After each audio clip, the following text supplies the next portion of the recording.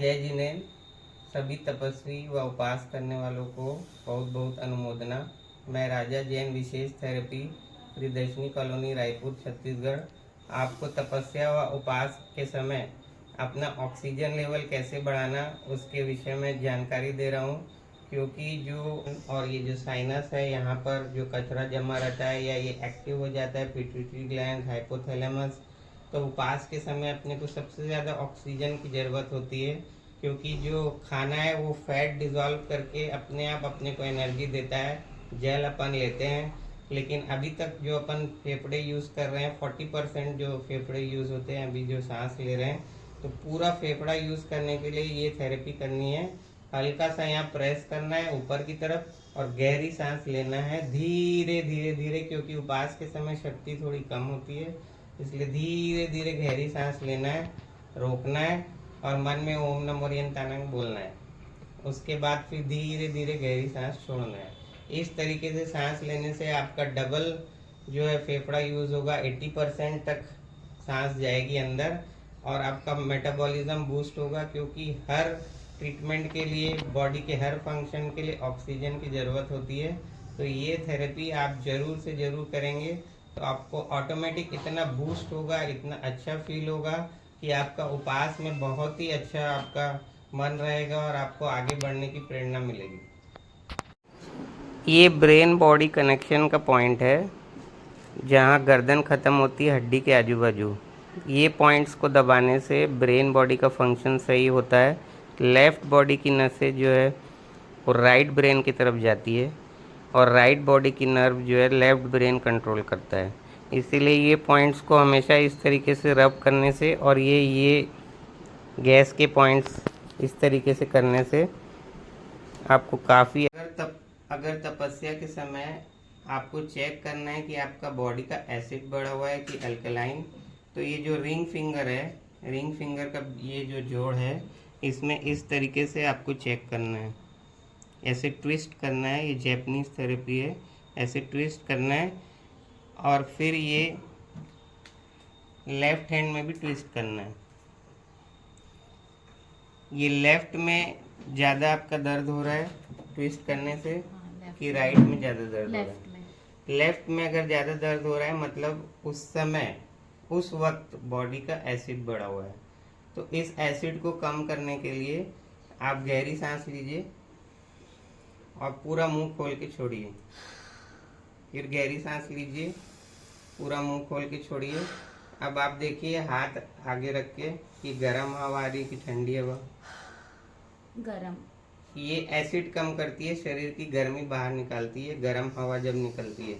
अब ऐसी सीटी बजाते वैसे मुंह खोल के फिर हवा छोड़िए और देखिए कौन सी हवा आ रही है? ठंडी। अब अगर एल्कलाइन बढ़ा हुआ है, मतलब अगर राइट में दर्द है, अगर राइट में ज़्यादा दर्द है यानी एल्कलाइन बढ़ा हुआ है, तो इस तरीके से हवा छोड़नी है। ये बॉडी का एसिड अल्कलाइन बैलेंस करने की लेटेस्ट टेक्निक है। क्योंकि जब आपके पेट की गर्मी बाहर निकलेगी, गर्म हवा बाहर निकलेगी, ये किसी वक्त भी आप कर सकते हैं। ये जो जनरल चीज़ें बता रहा हूँ, तपस्या के वक्त तो साथ देगी, बाकी कभी भी आप इस तरीके की थेरेपी को अपना सकते हैं।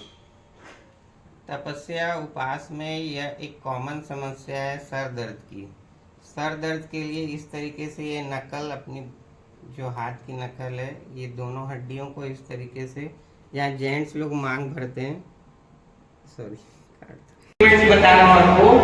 फेस रिफ्लेक्सोलॉजी उपास के समय बहुत ज़्यादा जरूरी है। फेस के पॉइंट्स अगर आप गूगल में फेस रिफ्लेक्सोलॉजी सर्च करेंगे तो इतना इजी है, क्योंकि बाकी जगह दबाएंगे तो एसिड बढ़ेगा, उस समय एक्यूप्रेशर नहीं कर सकते ज़्यादा। फेस में पॉइंट्स करना है। फेस रिफ्लेक्सोलॉजी में अगर आप सर्च करते हैं तो कौन से पॉइंट, किडनी के पॉइंट आंख के नीचे आएंगे। चेहरे को ऐसा ट्विस्ट थेरेपी करना है, जैपनीज, इस तरीके से गोल गोल, जहाँ भी आपको समझ में आए, लेटे लेटे गोल गोल चेहरे में मालिश करना है, हल्का हल्का। एक बार इधर घुमाना है, एक बार उधर घुमाना है, एक बार इधर घुमाना है, एक बार उधर घुमाना है। ये पिट्यूटरी ग्लैंड है, जो सर में, अपने माथे में जो पिट्यूटरी ग्लैंड रहते हैं, ये आज्ञा चक्र है, ये हाइपोथैलेमस है। अगर किसी को सर दुख रहा है, यहाँ भी आजकल इतने छोटे छोटे गिलास हो गए हैं कि आदमी एक गिलास पानी पीता तो ऐसा लगता है मैं एक गिलास गिलास पानी पी लिया, बच्चे लोग भी बोलते हैं मैं तो 1 गिलास पानी पी लिया, लेकिन पानी जो है वेट के हिसाब से पीते हैं। अगर वेट ज़्यादा है तो ज़्यादा पानी पीना है। इसलिए जब आप बड़ा गिलास कर देंगे तो ऑटोमेटिक एक बार में 200-250 ml पानी चला जाएगा। तो आपके सिस्टम को चेंज करना है। आप भोजन करते हैं उसमें आपको रोटी का तवा छोटा कर देना है, उससे सब्जी ज़्यादा लगाने में आएगी। सब्जी जब ज़्यादा लगाने में आएगी तो ऑटोमेटिक आपको गैस नहीं होगी, कॉन्स्टिपेशन नहीं होगा, ओवर ईटिंग नहीं होगी। रोटी का तवा छोटा करना है, रोटी का टुकड़ा छोटा करना है, एक्स्ट्रा अनाज भी नहीं जाएगा। इसलिए आप सिस्टम को जब चेंज करेंगे तो ऑटोमेटिक वो फ्लो होता जाएगा। सिर्फ एक रोटी के तवे को छोटा करने से ऑटोमेटिक आपकी बॉडी में एनर्जी भी आएगी और जो गैस बनती है, जब आप डाइजेशन के समय गैस बनती है, खाना रुकता है, 30 फीट खाने को ट्रेवल करना पड़ता है अपने शरीर में 3 मंजिल तक। इसलिए अगर आप जल्दी जल्दी खाते हैं, जब आप हमेशा जब आप तपस्या करते हैं उस समय अगर पालना करते हैं तो जरूरी हो अगर लिक्विड आपको लेना हो तो सबसे पहले लिक्विड को रास्ता देना है। इसीलिए सबसे इम्पोर्टेंट है, जो लोग उपास के समय एकदम से उल्टी करते हैं या भोजन के बाद उस समय उल्टी करते हैं तो वो पहले खाते हैं उसके बाद लिक्विड लेते हैं तो वो सीधा बाहर आता है। क्योंकि जैसे अपन गाड़ी में जा रहे हैं, अपन रोड में जा रहे हैं तो सबसे पहले अगर जाम लगता है तो साइकिल को रास्ता देते हैं, उसके बाद स्कूटर को रास्ता देते हैं कि पूरा ट्रक आगे खड़ा कर देंगे तो पीछे पूरा जाम लग जाएगा और फिर बॉडी वापस से फेंकेगी, उसको एसिड बढ़ने से आपको उल्टी होती है। इसीलिए सबसे इम्पोर्टेंट है पहले लिक्विड अगर लेना भी हो, सॉलिड लेने से ज़्यादा अच्छा है, लेकिन बाद में अगर आप लिक्विड लेते हैं तो वो पूरा ऊपर तक आ जाता है, क्योंकि इतना ज़्यादा खाने में आ जाता है कि लिक्विड ऊपर फेंकता है तो बाद में वोमिटिंग सेंसेशन होता है। इसीलिए पहले लिक्विड को रास्ता दे देंगे तो 15 से 20 मिनट में स्टमक आधे घंटे में पूरा लिक्विड नीचे छोटी आंत की तरफ पहुंच जाता है। उसके बाद आपको सॉलिड चीज डालना है, ये बहुत ज़्यादा इम्पोर्टेंट है। मार्बल ग्रेनाइट ठंड में खासकर मार्बल ग्रेनाइट में आप नंगे पैर ज़्यादा देर खड़े ना हो और पोस्चर सबसे ज़्यादा इम्पोर्टेंट है शरीर का।